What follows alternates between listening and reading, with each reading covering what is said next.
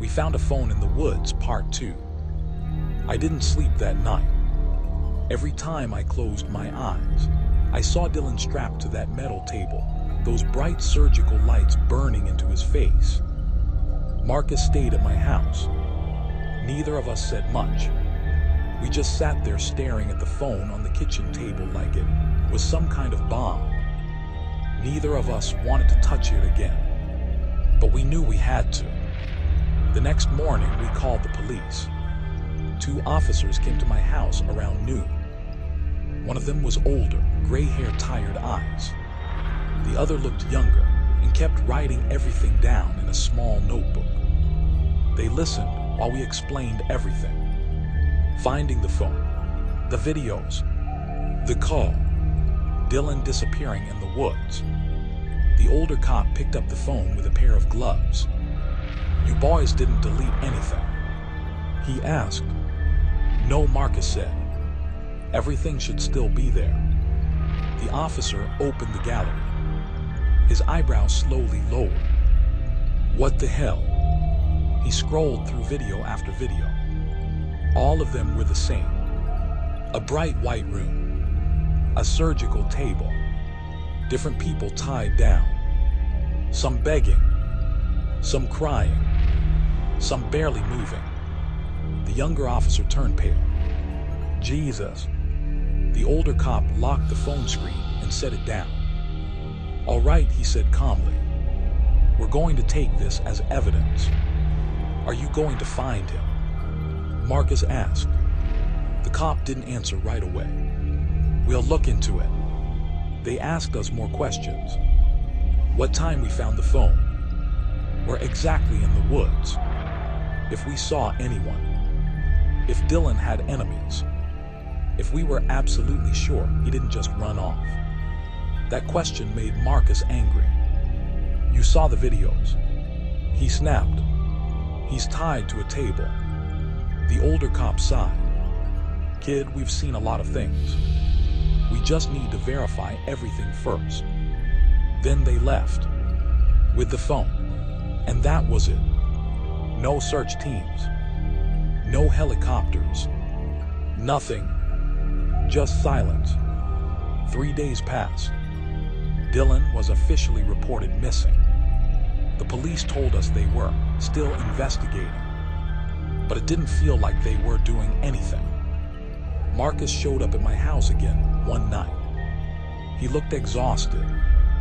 "I can't sit around waiting," he said. "For what?" "For them to find his body." The words hit like a punch. Marcus pulled something out of his pocket. The phone. I stared at it. "You stole it." They logged it as evidence, but the officer left it in his car while talking to my mom. He placed it on the table. The screen lit up immediately, like it knew we were there. Marcus swallowed. "I think we're supposed to find him ourselves." Before I could respond, the phone buzzed. A text message appeared. Unknown number. 3 simple words. "Ready to play." Marcus and I looked at each other. Another message came through. "Come find me." Then another. "I have someone new." My stomach twisted. Marcus slowly opened the video app. A new video had appeared, uploaded just minutes ago. He pressed play. The camera showed a dark room, not the bright surgical room from before. This place looked older. Concrete walls, rusty pipes running across the ceiling. In the center of the room sat a chair. Someone was tied to it. Their head hung forward. Marcus leaned closer to the screen. I can't see their face. Then the camera zoomed in. The person lifted their head slightly. A woman, bloodshot eyes, duct tape across her mouth. Behind her stood the same man from the other videos. The surgeon. He looked directly at the camera. Then he spoke. His voice calm, almost cheerful. "Since you boys enjoyed finding my phone so much, I thought I'd give you another game. He stepped closer to the camera. If you want to save her, come find me. The screen cut to static. Then a final message appeared. A location pin. Marcus looked at me. That's only 30 minutes away. I felt my heart pounding in my chest. This could be a trap. Marcus nodded slowly. Yes. He grabbed his jacket.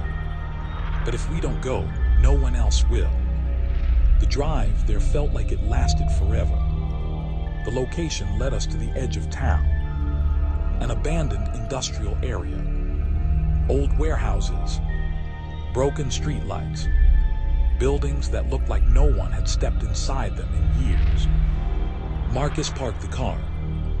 We both sat there staring at the biggest warehouse at the end of the road. The place looked dead, but something felt wrong. Like someone was watching us. Marcus whispered, "This has to be it." We walked closer. The metal doors were slightly open, just enough to slip through. Inside it smelled like rust and mold. Our footsteps echoed through the huge empty building. Broken equipment sat scattered everywhere. But then we noticed something strange. Marcus shined his flashlight on the floor. Papers, dozens of them. Missing persons posters. Faces stared up at us. Men, women, teenagers. All different. All gone. Some posters were years old. Some were recent. Marcus picked one up. "Dude," his voice shook. "This guy's been doing this for a long time." Before I could answer, we heard something deeper inside the warehouse. A metallic clang. Then footsteps. Slow. Measured. Coming from the darkness. Marcus turned his flashlight toward the sound. But the beam barely reached the far wall. Then the phone in his hand buzzed again. A new message appeared. "Welcome." And underneath it, "Let's begin."